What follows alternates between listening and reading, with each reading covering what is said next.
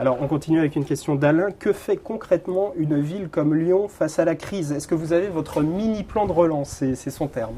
Oui, alors, si vous voulez, il faut considérer la ville de Lyon d'un côté et puis le Grand Lyon de l'autre, la communauté urbaine de Lyon.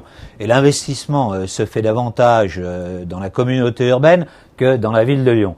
Et pour ce qui concerne la communauté urbaine, nous venons de présenter notre budget, un budget en augmentation. Donc nous avons bénéficié du remboursement anticipé de la TVA pour 26 millions d'euros. Ça veut dire que c'est 26 millions d'euros supplémentaires que nous injectons dans l'économie, essentiellement pour le logement, et puis en même temps pour les voiries, ce qui répond à votre dame de tout à l'heure, parce que c'est quelque chose qu'on peut faire vite. Il faut donner du travail aux entreprises dans les mois qui viennent, et pas évidemment dans un an ou deux.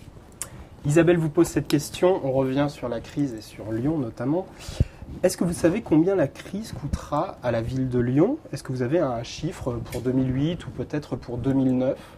Je peux vous dire, par exemple, sur une recette qui est très importante, qui est celle des droits de mutation. Les droits de mutation, c'est la cession de logement, et comme vous le savez, la cession de logement aujourd'hui est un peu bloquée. Par exemple, tout à l'heure, il y avait une question sur l'augmentation des impôts.